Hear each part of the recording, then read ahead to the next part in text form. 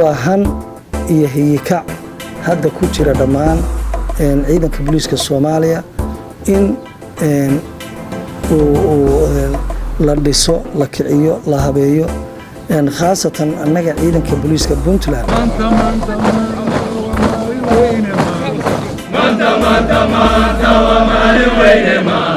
booliiska Soomaaliyeed waxaan rabaa inuu ahaado booliis aan xuduud lahayn oo shaqadiisii iyo hawlihiisa ay si caadi ah u soconayaan marka tii xigtina waa midaan dambe hadda aan leenahay war federal maadaama uu wadankii aadayo sidee loo tayeeyaa booliiska sidee booliiska uu noqdaa booliis federal iyo booliis goboleed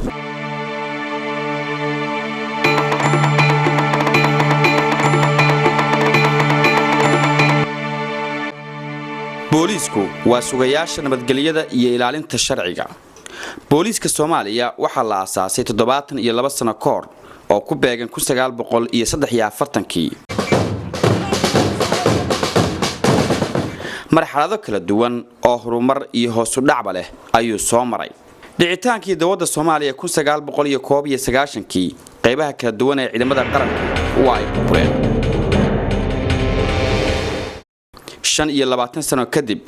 waxaa bilaabmay socdana dadaalo lagu dhisayo ciidanka Soomaaliya waxaana arrintan iska kaashanaya taliska ciidanka booliiska federaalka Soomaaliya iyo Puntland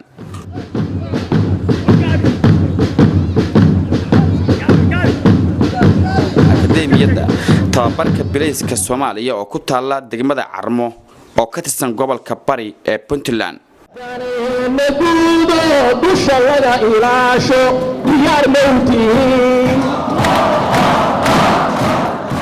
marka hadda waxaan ku tala jirnaa marka inaan step kale u gudubno oo ah sidii lagu soo nooleyn lahaa wax qabadkii Carmo ay qaban jirtay oo haddana saddexdii qaybood intay isu imaadaan bal laga fikiro in kharashkeedii la helo ay noqoto mid ummadda Soomaaliyeed wax u tarta marka bilowgii bishii Oktoobar 2015 Puntland waxaa soo gaaray taliyaha ciidanka booliiska Soomaaliya wuxuuna imaanshihiisa Puntland uu ku soo beegmay xilli isbedel iyo tababaro u socdaan ciidanka booliiska Puntland kaasoo yimid ama la dardargeliyay tan iyo markii xilka taliyaha booliiska Puntland uu la wareegay General Cabdirasaaq Maxamuud Yuusuf afguduud booliiskan martuu ahaan laakiin waxaana soo dhaweeyay ilaa iyo madaxdii ugu sareysay dalka weey oo nala socday marka waxaa kaloo soo dhaweeyay dadweynihii oo meesha runtii noo arkay in maanta talaabo fiican booliiska ay soo qaadeen sareeyo gaas Maxamed Sheekh Xasan Xaamud taliyaha ciidanka booliiska Soomaaliya ayaa intii uu joogay Puntland isaga iyo taliyaha ciidanka booliiska Puntland waxay kormeereen akademiyaha tababarka ciidamada booliiska Soomaaliya ee Carmo akademiyaha tababarka ciidamada booliiska Puntland ee General Matukade horena loogu yaqaanay Abqaale talisyada ciidamada booliiska ee Garowe Boosaaso iyo Galkacyo وأنا ملاحظة يعني لو يمادين قلتينا واحد بدن بيبوقشوا حتى إنه فايديسي إن شاء الله واحد بدن وكلنا وإنه فايدينيس أسكري بوليسكا سيدي سبب إنه النقطة مد وحنا قرأ وحنا آخرية وأيو تخصصيات قايبتود أيام كم مارمين إن أسكري وحنا قرأ وحنا آخرية وحكم إذا إذا أنت عشورها أو تروتاري اللي يغنى وحكم إذا baarista dambiyada oo CID loo yaqaan tayeynta iyo habaynta ciidamada booliiska Soomaaliya muhiimad intee leeg ayuu leeyahay dhisitaanka dawladnimada iyo xasilinta dalka in qaabka aan rabno inuu booliiskeena u howlgalo si xiriirkiisa shaqo uu samarna u go'in wax kasta horta inay sii socdaan iyo inay hakadaan iyo inay go'aanba waa talo rabbi ku xiran xaqiis laakiin aniga niyadeyda iyo inta aniga fikirka ciidanka booliiska dib u habeyntiisa ila qabta oo ugu horeeyo madaxweynaha dawladda waxaan isleenahay waa sii soconaya isbedelka iyo sixidda lagu wada ciidamada booliiska Puntland ee Soomaaliya ma yihiin mid qorshe loo dajiyay oo sii socon doona xiriirka wada shaqeynta ee u bilaabmay taliska ciidanka booliiska federaalka Soomaaliya iyo Puntland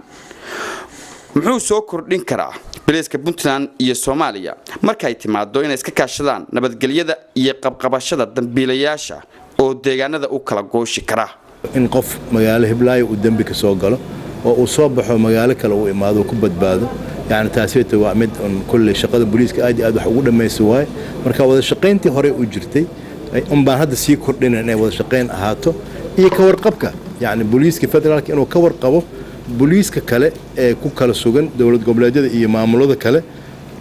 yani wuxuu gacan siin karna gacan siiyo hadday ahaan lahayd tababarada yaryar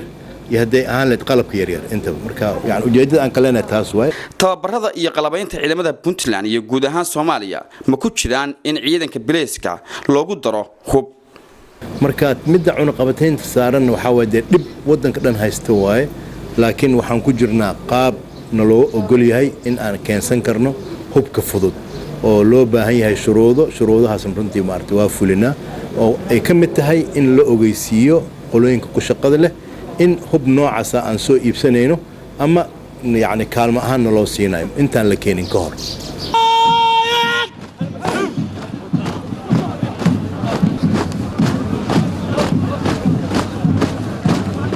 hadda annaga waxa weeye waxaanu diraynaa xamar u diraynaa 20 arday oo ka mid ah 70 arday oo horay aniga ka hor loo diyaariyey leyl Israakiil oo awal dawladda Itoobiya la rajeynayay inay naga qaabisho laakiin dib u dhacay 20 ka mid ah waxaan u diraynaa leyl Israakiil ku xiraysan iskoola Buluusiya Muqdisho Puntland intii uu ku sugnaa taliyaha ciidanka bilayska ee Soomaaliya uuna tagay magaalooyinka duwan waa sidee xaaladda uu ku arkay dhulku runtii waxaan ku arkay nabad aad iyo aad u fiican oo aan wax isbaara oo inta badan koonfurta maartay dhibka ka taagan ee isbaara iska jidgooyin aan sharci ahayn iska jira oo aan lagu arkin runtii kala dambeyn marka booliiska wadooyinka u marayo martida loo maqlay kala dambeyn aad u qurux badan ismaandhaafyada siyaasadeed xilliyada qaarkood ku yimaada dawladda federaalka iyo dawladaha xubnaha ka dawladda federaalka hoos ma u dhigi karaan wada shaqaynta taliska ciidanka bilayska Soomaaliya iyo maamulada dalka jira sida Puntland oo kale midda siyaasadana de waxa way meelna looguma gudbi karo laakiin taas madaxda naga sareysa ka jawaabaysa siyaasadda ciidamada bilayska Puntland ma noqon karaan kuwa ilaaliya shuruucda caalamiga ah sida xilliyada dadka lagu amro inay xidhaan oo kale taasoo marar la xidho qof aan maxkamadda aysan soo xukumin qaladaadkaas ma ku dhahayo ma jiraan way jiraan laakiin waa arrimaha sixitaankooda hadda lagu jiro ayaga ruuxooda waxaan rajaynayaa shacabka arrin aan ka codsaday baa jira shacabka Puntland oo ah ciidanka iyaga waa tababaraynaa waa tayeynaynaa dareyskoodan habaynaynaa sharciyadoodii baan habaynaynaa nidaamkay u shaqayn jireen baan habaynaynaa inta ka shaqaynayno in loo dulqaato oo dulqaadna loo sameeyo waayo bini aadan baan nahay gefku markasta waa dhacaya laakiin gefku ka daba tag buu leeyahay bayaan loo xaqiijiyo loo bandhiga garsooraha runta aan ka baqano xilkiisa sharcigu baa u yeesha هذا يا قيرة إيه قشي وحاجة على بوليس كسومالي مدي إنه نقضه حدود كان أبابه إن شاء الله ونا دمان دونا الدولة هاي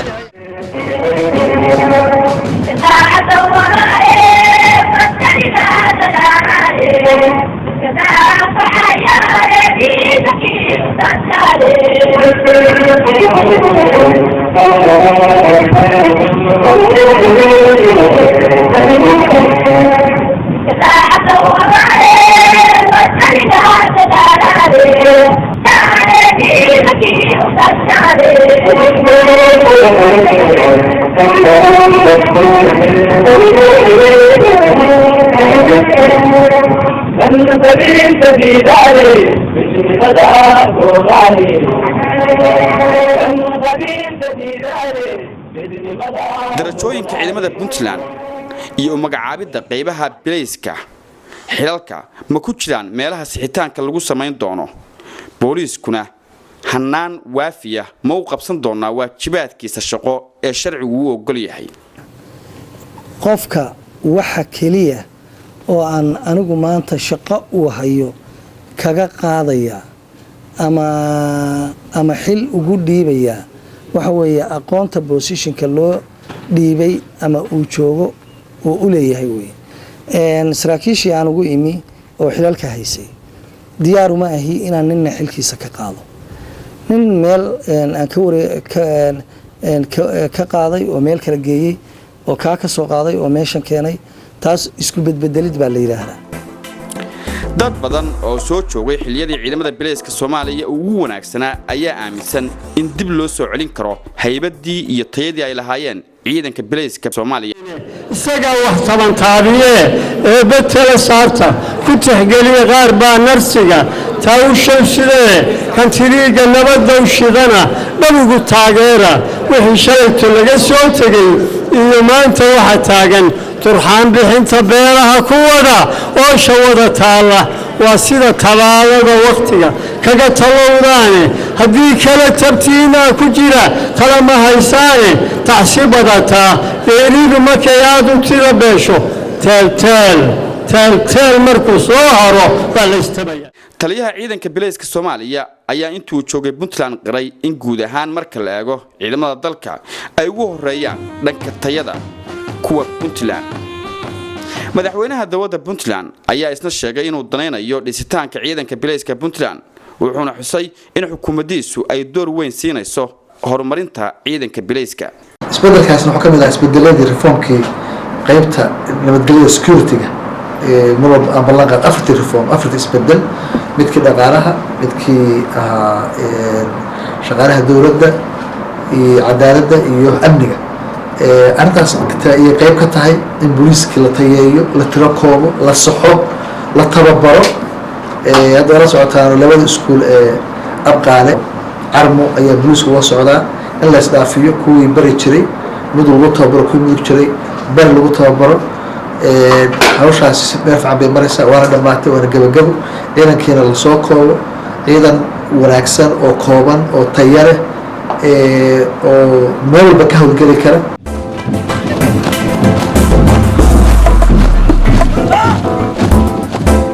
wadanimada Cabdirasaaq iyo qof walba saasay noqdo Soomaalina israacdan jecelahay Soomaali